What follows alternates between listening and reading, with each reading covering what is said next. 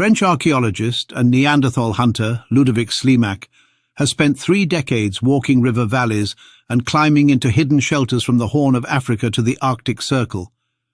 But nowhere has shaped his thinking more than a quiet rock shelter in the Rhône Valley of southeastern France called Grotte Mandrin.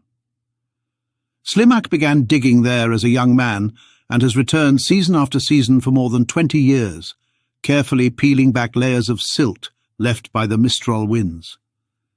Those deposits have become, in his hands, a time machine.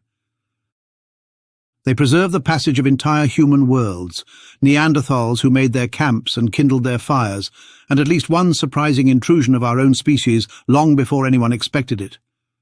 From this patient work, Slimak has drawn a striking and, at times, unsettling picture of what really makes us human. It is not creativity, he argues. If anything, the Neanderthals were more creative than we are. The distinctive trait of Homo sapiens is something colder and more dangerous: efficiency and standardization, which Slimak calls boring.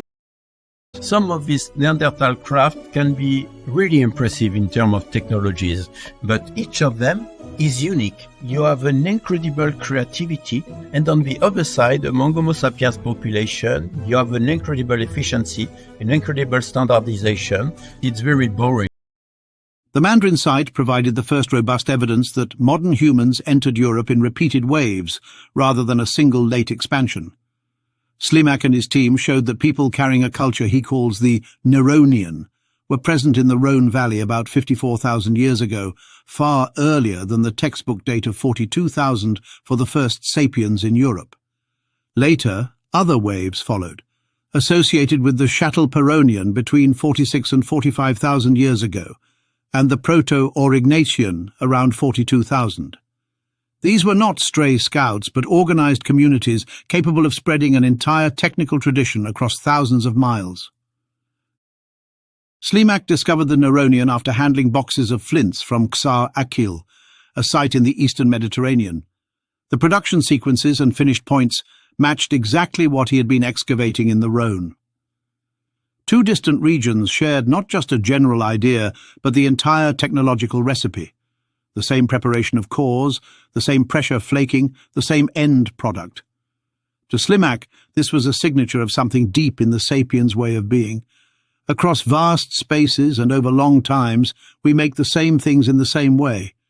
This is what he calls hyper-standardization. If you gather 100 sapiens tools from 50,000 years ago and compare them to 10,000 more made later, you will find them nearly identical. At Mandrin, he and his collaborators measured 1,500 points and blades and found that more than 80% varied by only a millimeter in width. The implication is that these toolmakers were not improvising each implement as a unique creation. They were following a shared mental template, a standardized production system that could be reproduced anywhere. This kind of homogeneity is so familiar to us that we rarely notice it. The identical chairs in a lecture hall, the mass-produced cutlery in our kitchens, the interchangeable parts of modern industry all feel natural. Slimak invites us to imagine, instead, a Neanderthal theatre, where each chair would be different in form and colour because every individual made their own according to personal vision. Neanderthal lithic industries such as the Mistral show this individuality. Thousands of scrapers and points, no two alike, each a small experiment in shape and edge. It is easy to assume that such uniqueness is a mark of primitiveness, but Slimak flips that assumption. To him, the Neanderthals were more inventive on the individual scale. They had no cultural pressure to conform, no instinct to reproduce a perfect pattern. They explored, tinkered, and created. Homo sapiens, by contrast, seems to have evolved an unusual social instinct to align with group norms. Whether in the Near East, the Rhône, or later the plains of Western Europe, our ancestors kept reproducing the same lithic designs. This was not the product of cultural contact. Many groups were isolated and never met.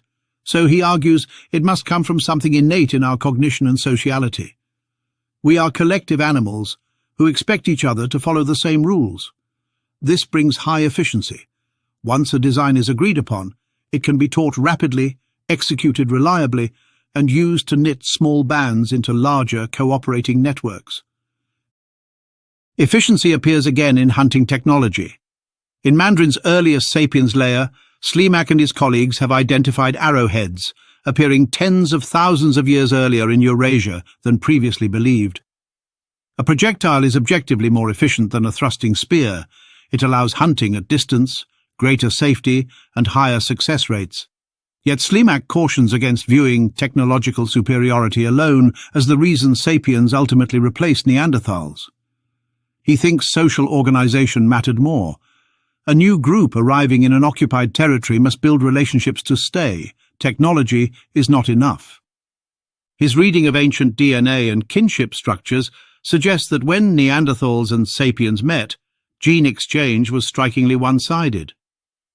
Early Europeans of our species carry Neanderthal ancestry, but no late Neanderthal genome shows traces of modern human genes. Some Neanderthal DNA was also harmful or maladaptive and has been purged from our genome, resulting in what are called Neanderthal deserts. In most small-scale societies, alliances are created through reciprocal female exchange. My sister joins your band and yours joins mine. Between sapiens and Neanderthals, Slimak believes, this reciprocity failed. The newcomers may have taken Neanderthal women, but not given their own in return. Whether this was born of hostility, social incompatibility, or biological limits, interfertility seems to have been partial, and many hybrids perhaps failed to thrive. The result was that Neanderthals could not integrate into the expanding sapiens networks. The efficiency of our collective systems excluded them. This insight grows from Slimak's long campaign to strip away comforting myths. For much of the 20th century, Neanderthals were painted as brutish cavemen. In recent decades, the pendulum swung toward rehabilitation. Archaeologists, eager to erase old ideas, pointed to pierced shells or bits of pigment as proof of symbolic art, ritual cannibalism as spiritual practice, complex tools as evidence of equality. Slimak warns that this idea still insists that to be human is to be like us. His own decades among millions of flints say otherwise. Neanderthals were a different humanity, utterly unlike our own in how they conceived and reproduced technology. They could be ingenious and perhaps deeply expressive, but they lacked the drive toward uniformity that underlies the way sapiens build large, integrated cultures. The Neronian exemplifies this difference. It is a blade-point technology with carefully prepared cores and regular thin points that could be hafted on arrows.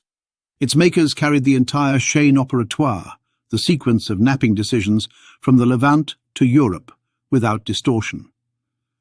The Châtelperronian, associated with slightly later incursions, shows a similar standardization in backed blades and ornaments.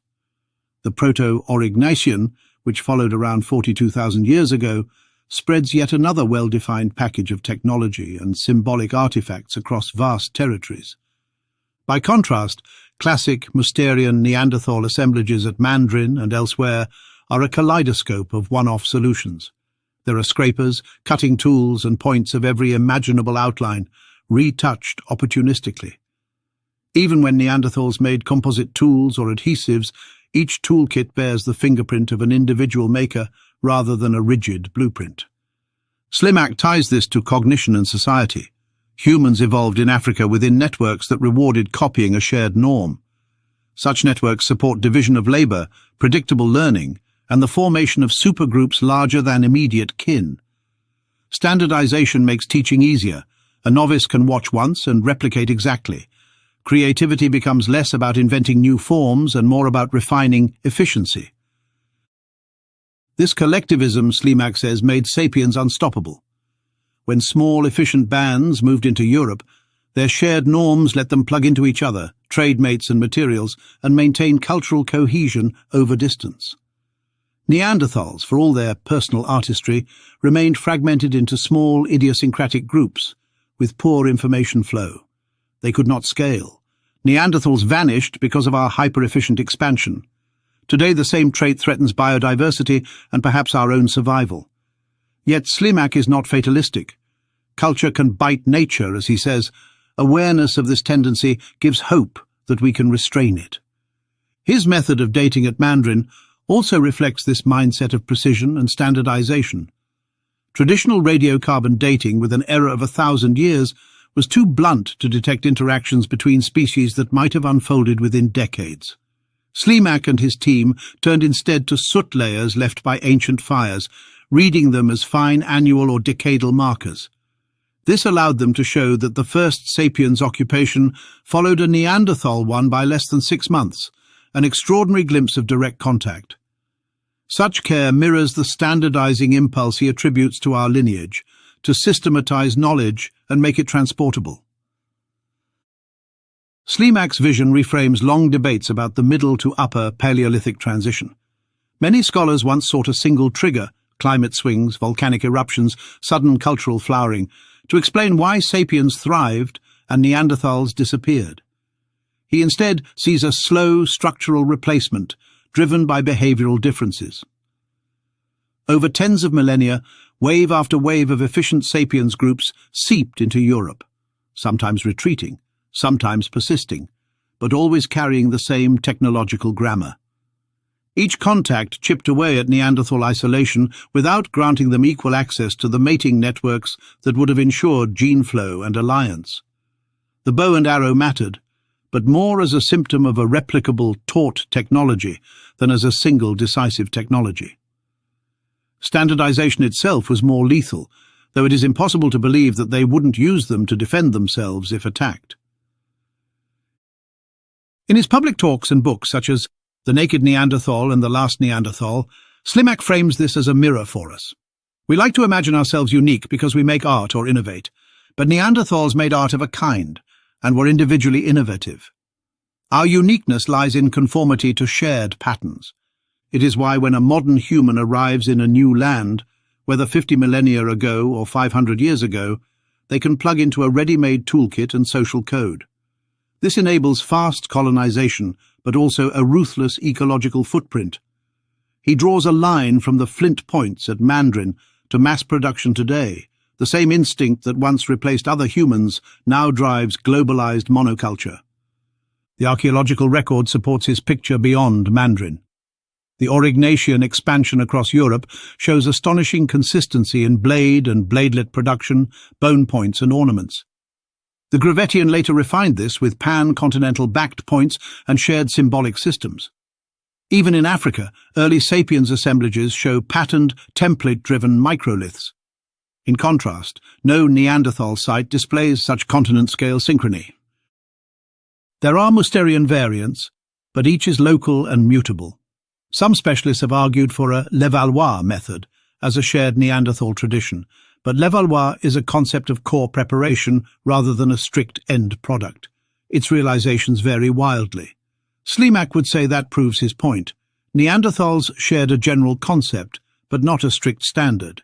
He also notes that early sapiens could transfer complex packages across ecological frontiers. The Neronian spreads from the Near East into a cold, treeless Rhône Valley, yet keeps its southern point style intact. The Mistral winds piled silt year after year, but the makers followed the same reduction sequence as their Levantine cousins. This suggests cognitive flexibility anchored in a fixed template, adapt to new landscapes while keeping production rules intact. Neanderthals, by contrast, seem to have tailored each toolkit to immediate materials and personal preference, lacking that long-distance fidelity.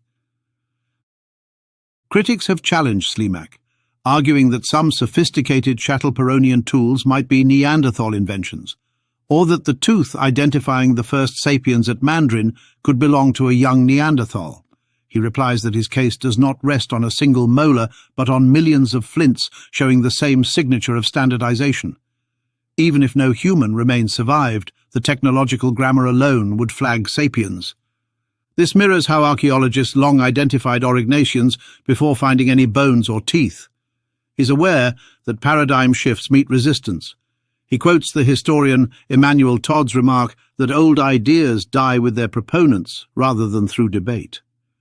The typology of the Upper Paleolithic was fixed in 1906 by Abbé Broglie, and a century later still shapes thinking. Slimak is willing to wait. His reflections go beyond prehistory. When he says that Neanderthals experience the world differently, he challenges the idea that there is only one way to be human. They were not failed versions of us, but a separate humanity with its own gifts. especially creativity and individualism. Losing them narrowed the experiment of human nature. Our efficiency may be a superpower, but it also homogenizes and destroys alternatives. Walking into Mandrin, one steps through 115,000 years of occupation layered like a palimpsest. Neanderthal fires burned there again and again, sometimes for millennia. Then abruptly, a small band of sapiens arrived, bringing their Neronian points, staying perhaps one generation before leaving. 12,000 more years of Neanderthal life followed. Later, waves of our kind returned, with Châtelperronian and Proto-Aurignacian packages. Each arrival was a rehearsal for the final replacement. Slimak reads this deep time not as a tale of sudden conquest, but of a slow, inevitable dynamic. Efficiency meets individuality, and efficiency wins. Please click on these videos to learn more. Thank you for watching.